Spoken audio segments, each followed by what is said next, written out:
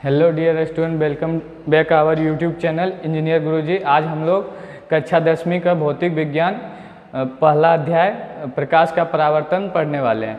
इसमें जिसको इंग्लिश में हम लोग बोल सकते हैं रिफ्लेक्शन ऑफ लाइट। चलिए तो हम लोग चलते हैं अपना स्लाइड की ओर। रिफ्लेक्शन ऑफ लाइट ये चैप्टर का नाम है। इसमें सबसे पहले हम लोग प्रकाश का परावर्तन है तो प्रकाश के बारे में हम लोग पहले जानेंगे। प्रकाश कहते किसे है? तो प्रकाश एक वह भौतिक कारक है जिसके द्वारा हम किसी अन्य वस्तुओं को, जिसकी सहायता से हम लोग अन्य वस्तुओं को देखते हैं। अगर यहाँ पे लाइट नहीं रहता तो हम आप लोग को नहीं दिखते। तो इसका क्या मतलब है कि प्रकाश वह भौतिक कारक है जिसकी सहायता से हम लोग अन्य वस्तुओं को देखते हैं। और क्या, प्रकाश एक प्रकार का ऊर्जा है। ठीक है, ये प्रकाश का डिफिनेशन है। प्रकाश या फिर इसको इंग्लिश में लाइट हम लोग बोल सकते हैं। तो चलिए पहले हम लोग थोड़ा सा प्रकाश का कुछ गुण होता है उसके बारे में चर्चा करेंगे। प्रकाश एक विद्युत चुंबकीय तरंग है, ठीक ना। और प्रकाश को गति करने के लिए इसको कोई भी माध्यम की आवश्यकता नहीं पड़ती है। और प्रकाश जो है अपना जो विचरण है या फिर एक जगह से दूसरे जगह विद्युत चुंबकीय विकिरण के रूप में चलता है। और प्रकाश का जो है स्पीड लगभग 3 गुना 10⁸ मीटर पर सेकेंड होता है, या फिर किलोमीटर में इसको 3 गुना 10⁵ किलोमीटर पर सेकेंड बोल सकते हैं इसको। चलिए, प्रकाश जब भी गति करता है तो एक सरल रेखा में गति करता है, ठीक ना। तो चौथा इसका एडवांटेज हो जाएगा या फिर गुण हो जाएगा, प्रॉपर्टीज हो जाएगा कि प्रकाश जब भी चलता है तो ये अपना सरल रेखा में चलता है। और जब प्रकाश एक पारदर्शी माध्यम से दूसरे पारदर्शी माध्यम में जाता है तो उसकी चाल जो है बदल जाती है। एक माध्यम से दूसरे माध्यम में जब भी प्रकाश जाता है तो उसका क्या होता है, चाल बदल जाता है, और जिस कारण अपवर्तन की घटना प्राप्त होती है। चलिए, प्रकाश अपारदर्शी माध्यम से नहीं गुजर सकता है। प्रकाश क्या होता है, अपारदर्शी माध्यम से नहीं गुजर सकता है। जैसे हम एक तरह से क्या है, प्रकाश का अपारदर्शी माध्यम है, इसीलिए हम जहाँ पे खड़े हो गए तो वहाँ पे आपको बोर्ड नहीं दिखेगा आप लोग को। इसका कारण यह है कि मतलब यहाँ का लाइट जो है कैमरा पे नहीं पड़ रहा है, और कैमरा यानी कि आपके आँख पे नहीं पड़ रहा है। इसके कारण क्या हो रहा है, वो नहीं दिखेगा। चलिए, और चमकदार सतहों से प्रकाश का क्या होता है, परावर्तन होता है। जहाँ भी चमकने वाला सतह रहेगा वहाँ से क्या होगा, प्रकाश का परावर्तन होगा।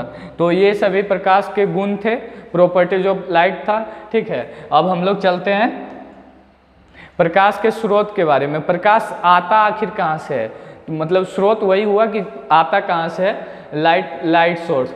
तो जिस वस्तु से प्रकाश निकलता है उस वस्तु को उसका स्रोत मान लेते हैं। ठीक है, तो प्रकाश स्रोत ये दो प्रकार से हो सकते हैं, प्रतिदीप्त वस्तु और एक अप्रतिदीप्त वस्तु। ठीक है, प्रतिदीप्त यानी कि ल्यूमिनस ऑब्जेक्ट, जो वस्तुएं जिसकी जो प्रकाश खुद उत्सर्जित करते हैं उसे हम लोग प्रतिदीप्त या दीप्तिमान वस्तुएं कहलाती है। जैसे सूर्य हो गया, सूर्य क्या करता है, अपना प्रकाश खुद उत्पन्न करते हैं, ठीक ना। ये प्रतिदीप्त वस्तुएं हैं, जैसे जलती हुई मोमबत्ती, ये सभी प्रतिदीप्त वस्तुएं हैं या फिर दीप्तिमान वस्तुएं हैं, ल्यूमिनस ऑब्जेक्ट है। ठीक है, अब इसी में आता है अप्रतिदीप्त, ठीक ना, नॉन ल्यूमिनस ऑब्जेक्ट। यहाँ पे थोड़ा सा मिस्टेक हो गया,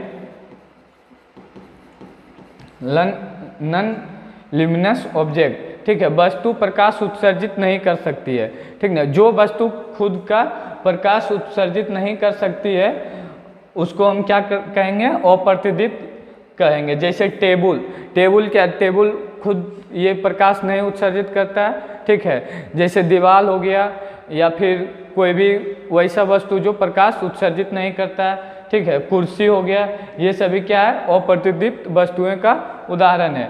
चलिए अगला हम लोग चलते हैं परिकिरणन यानी कि स्कैटरिंग। तो प्रकाश का परिकिरणन, जब प्रकाश जब सूक्ष्म कण पे पड़ के उन पर पड़ने वाले कुछ प्रकाश को, ऊर्जा को अवशोषित कर लेता है और कुछ को विसरित कर देता है, तो इस घटना को हम लोग प्रकाश का परिवर्तन कहेंगे। जैसे कोई ऑब्जेक्ट है, यहाँ पे लाइट पड़ा है, कोई भी लाइट आया, ठीक है, तो कुछ तो ये ऑब्जेक्ट इसको एब्जॉर्ब कर लेगा कुछ लाइट को, और कुछ लाइट को ये रिफ्लेक्ट कर देगा या फिर विसरित कर देगा। तो इस घटना को हम लोग स्कैटरिंग की घटना कहते हैं या फिर प्रकाश के परिकिरणन कहते हैं। चलिए अगला है प्रकाश की किरण, रे ऑफ लाइट। हम इसका गुण में बता चुके हैं कि प्रकाश एक ऐसा प्रकाश जो है सीधी रेखा में गमन करता है, ठीक ना। तो एक सरल रेखा पर चलने वाले प्रकाश को प्रकाश की किरण कहते हैं, ठीक है। एक सरल रेखा में जो भी प्रकाश चलेगा उसको प्रकाश का किरण कहेंगे, ठीक है। और प्रकाश का किरण पुंज, जब बहुत सारे किरणें को समूह को, प्रकाश के बहुत सारे किरणें के समूह को क्या कहेंगे, प्रकाश किरण पुंज कहेंगे, ठीक है। एक रहेगा तो उसको किरण बोलेंगे, ठीक है। इस प्रकार से अगर एक रेखा आया है किरण का तो इसको किरण बोलेंगे। लाइट का अगर एक रेखा है तो, अगर इसी में बहुत सारा हो गया तो इसको प्रकाश किरण पुंज कहेंगे, ठीक है। अब ये 3 प्रकार के होते हैं, प्रकाश किरण पुंज 3 प्रकार के होते हैं, अपसारी, समांतर और अभिसारी, ठीक ना। तो एक एक करके सबके बारे में समझेंगे हम लोग। तो सबसे पहले हम लोग समझेंगे अपसारी यानी कि डाइवर्जिंग बीम, ठीक है। तो जब क्या होगा, प्रकाश एक लाइट सोर्स से निकल के पूरा छिड़िया जाएगा, देख रहे हैं यहाँ पे छिड़िया जा रहा है, अलग अलग दिशा में चला जा रहा है, तो इसको क्या बोलेंगे, डाइवर्जिंग ऑफ लाइट या फिर डाइवर्जिंग बीम इसको बोलेंगे। यहाँ पे क्या हो रहा है, प्रकाश एक बिंदु स्रोत से निकल के पूरा छिड़िया जा रहा है या फिर डाइवर्जिंग हो जा रहा है, तो इसको हम बोलेंगे अपसारी किरण पुंज बोलेंगे, अगर एक जगह से निकल के पूरा फैल जाता है तो, ठीक है। और समांतर किरण पुंज यानी कि पैरेलल बीम बोलेंगे। इस प्रकार के किरण बीम अगर समांतर एक दूसरे के समांतर अगर चल रही है तो इसको बोलेंगे समांतर किरण पुंज बोलेंगे। अब अगला बचा एक अभिसारी किरण पुंज। अगर लाइट जो है अलग अलग स्रोत से आके अगर एक जगह जमा हो जा रहा है, किसी जगह पे जमा हो जा रहा है, तो उसको हम क्या बोलेंगे, अभिसारी, ठीक ना। ये बात को ध्यान रखना आप लोग को, ये प्रकाश अलग अलग दिशा से आके या फिर अलग अलग पॉइंट से आके एक पॉइंट पे जमा हो रहा है तो इसको अभिसारी कहेंगे। इस प्रकार के किरण पुंज में प्रकाश की किरणें एक बिंदु पर आकर मिलती है या फिर मिलती हुई प्रतीत होती है, तो इसको क्या कहेंगे, अभिसारी बोलेंगे।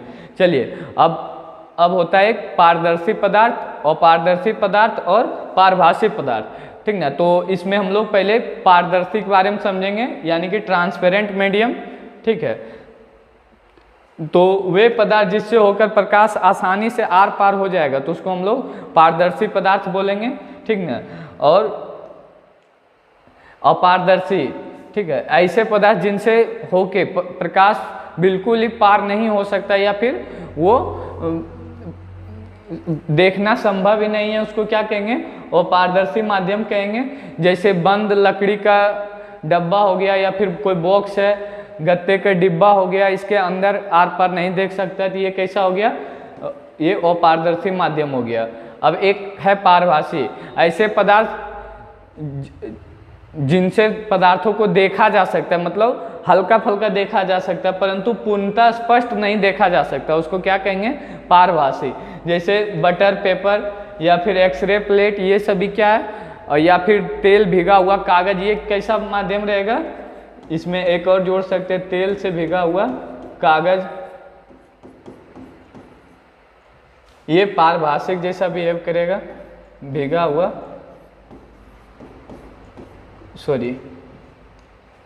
भीगा हुआ कागज, ये कैसा बिहेव करेगा, पारभाषी जैसा। अब हम लोग अभिलंब के बारे में जानेंगे, उसको इंग्लिश में नॉर्मल बोलते हैं। प्रकाश का परावर्तन के बारे में समझेंगे। तो किसी समतल सतह के किसी बिंदु पर खींचे गए लंब को अभिलंब बोलते हैं हम लोग, ठीक है। चलिए अगला है प्रकाश का परावर्तन, रिफ्लेक्शन ऑफ लाइट। जब प्रकाश की किरणें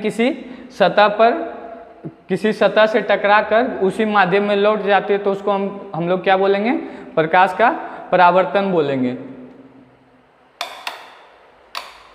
एक सेकेंड, चलिए तो हम लोग अब समझेंगे आपतित किरण, परावर्तित किरण और अभिलंब के बारे में, ठीक है। तो जो किरण कोई बिंदु पर आने वाली होती है या फिर आ रही होती है उसको हम लोग आपतित किरण बोलेंगे, और जो किसी परावर्तित सतह से परावर्तक सतह से टकरा के कहीं दूर जा रही होती है उसको हम लोग परावर्तित किरण कहते हैं। और ये दोनों के ठीक बीच में अभिलंब होता है, ठीक न। अभिलंब का परिभाषा क्या है? यदि उस बिंदु जिस पे आपतित किरण टकराती है एक रेखा खींची जाए तो उस बिंदु पे सतह का लंबवत हो उसे हम लोग अभिलंब बोलते हैं। अगर ये आपतित किरण और परावर्तित किरण के बीच अगर कोई रेखा खींचा जाए बीचों बीच वो भी 90 डिग्री, उसे हम क्या कहते हैं? अभिलंब कहते हैं।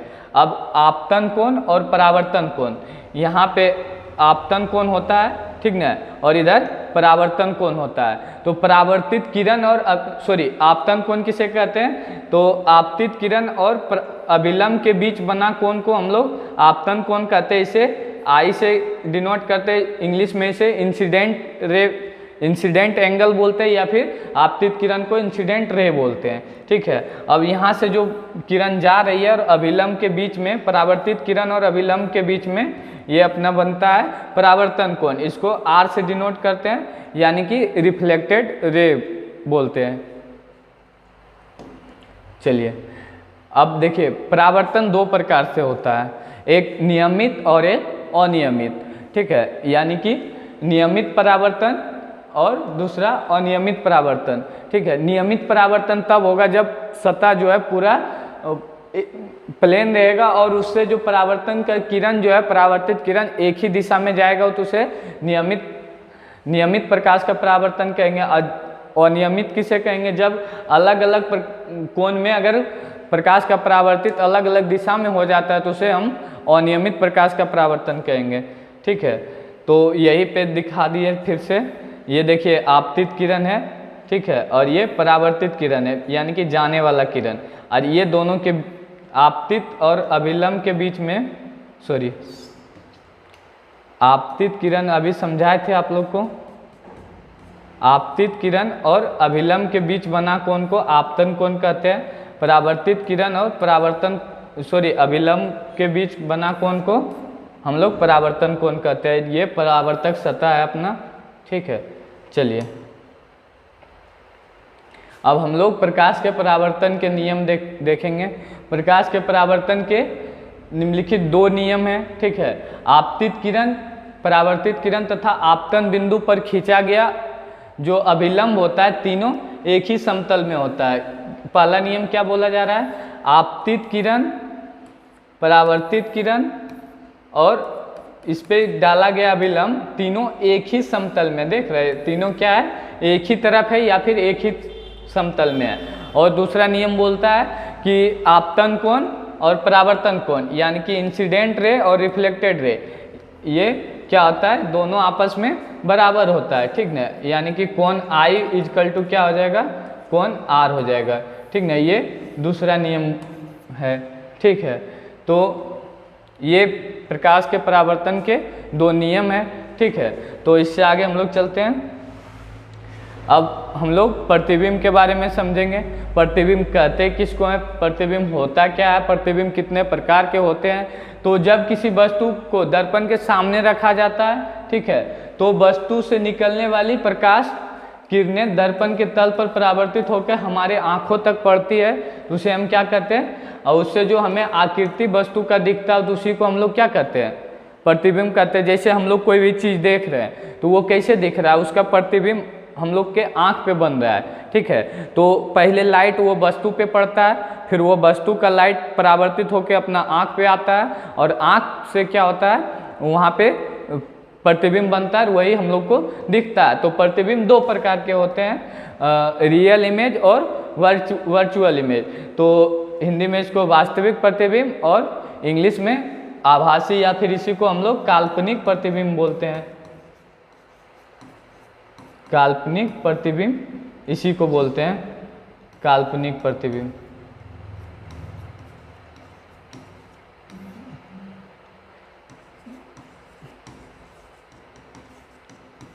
इसी को काल्पनिक प्रतिबिंब बोलते हैं। अब चलिए वास्तविक प्रतिबिंब यानी कि रियल इमेज। तो कोई भी वस्तु से आ रही प्रकाश की किरणें परावर्तन या फिर अपवर्तन के बाद वास्तविक कटान पर बनता है तो उसे हम क्या कहते हैं? वस्तु की अपेक्षा हमेशा उल्टा बनता है। वास्तविक प्रतिबिंब जब भी बनेगा तो वो किधर, दर्पण के सामने बनेगा और क्या होगा, ये हमेशा उल्टा बनेगा और इसको पर्दे पर प्राप्त किया जाना संभव है। वास्तविक प्रतिबिंब को पर्दे पर प्राप्त किया जाना संभव है और ये हमेशा वास्तविक कटान बिंदु से बनता है। ठीक है, वास्तविक प्रतिबिंब के कुछ उदाहरण, जैसे सिनेमा हॉल में जो पर्दे पर दिखता है वो इसी का उदाहरण है, वास्तविक प्रतिबिंब का। और कैमरा में जो फोटो खिंचाता है ये भी वास्तविक प्रतिबिंब रहता है, इसको हम पर्दे पर प्राप्त कर सकते हैं। ठीक है, अब है आँख के रेटिना पर बना प्रतिबिंब, ये भी वास्तविक प्रतिबिंब है। ठीक है, तो चलिए हम लोग काल्पनिक प्रतिबिंब के बारे में समझते हैं या फिर आभासी प्रतिबिंब। आभासी प्रतिबिंब वह प्रतिबिंब वहाँ पर बनता है जहाँ पे परावर्तित या अपवर्तित किरणें परस्पर कटती हुई मालूम पड़ती है, वो कंफर्म नहीं है, लगता है कि कट रहा है वहाँ पे। ठीक ना, इसको डॉटेड लाइन से दिखाते जब भी फिगर बनाते हैं तो मालूम पड़ता है कि वहाँ पे कट रहा है। जब उनके पीछे और बढ़ाया जाता है तो वह वस्तु की अपेक्षा हमेशा सीधा होता है। तो आभासी प्रतिबिंब जब भी बनता है ये सीधा बनता है और वास्तविक प्रतिबिंब हमेशा उल्टा बनता है। ठीक ना, ये बात आप लोग को ध्यान रखना है। ठीक है, और यह वस्तु की अपेक्षा हमेशा सीधा और यह पर्दे पर प्राप्त नहीं किया जा सकता। आभासी या फिर काल्पनिक प्रतिबिंब को सिर्फ देखा जा सकता है, पर्दे पर प्राप्त नहीं किया जा सकता है। ठीक है, जैसे आभासी दर्पण में शक्ल देखना, जैसे हम लोग दर्पण में अगर शक्ल देखते हैं तो वो कैसा प्रतिबिंब बना रहा है, आभासी बनता है। उसको हम कहीं पेपर पर या फिर किसी भी प्रकार से उसको हम पर्दे पर नहीं ला सकते हैं। ठीक है, तो समतल दर्पण में बना प्रतिबिंब क्या होता है, आभासी होता है, सीधा होता है, वस्तु के बराबर होता है और उल्टा होता है, पार्श्व रूप से उल्टा होता है। ये नहीं कि नीचे वाला ऊपर, ऊपर वाला नीचे, दायां बायां इस तरह से उल्टा दिखता है अपना समतल दर्पण में। जब भी आप लोग फेस देखते होंगे समतल दर्पण में तो इधर वाला आँख आपको इधर दिखेगा। ठीक है, इधर वाला इधर दिखता है, पार्श्व रूप से उल्टा दिखता है। ठीक ना, और वस्तु के बराबर होता है, आभासी प्रतिबिंब बनाता है। और जितना वस्तु का दर्पण आगे हो, जितना इसमें जो है वस्तु दूरी और समतल दर्पण में वस्तु दूरी और प्रतिबिंब दूरी दोनों बराबर होता है। और समतल दर्पण पर बनने वाले प्रतिबिंब आभासी होते हैं क्योंकि परावर्तित किरणें किसी एक बिंदु पर नहीं मिलती है, वरना ये क्या होता है, डाइवर्ज होती है और प्रतीत होती है कि इसीलिए ये किरणें किसी पर्दे पर वस्तु के वास्तविक बिंब का निर्माण नहीं कर पाती है। ये काल्पनिक प्रतिबिंब में आभास होता है कि वहाँ पे कोई इमेज बन रहा है लेकिन वो वास्तविक रूप से बनता नहीं है, इसीलिए इसको हम पर्दे पर प्राप्त नहीं किया जा सकता है। ठीक ना, और समतल दर्पण में अगर देखा जाए तो अगर इस तरह से क्वेश्चन आता है, अगर हम लोग समतल दर्पण के सामने अगर v स्पीड से दौड़ते हैं या फिर x स्पीड से दौड़ते हैं तो प्रतिबिंब में कैसा प्रतीत होगा, तो उसका दुगना होगा, 2x या 2v स्पीड से दिखेगा। तो फिर मिलते हैं हम लोग अगले लेक्चर में।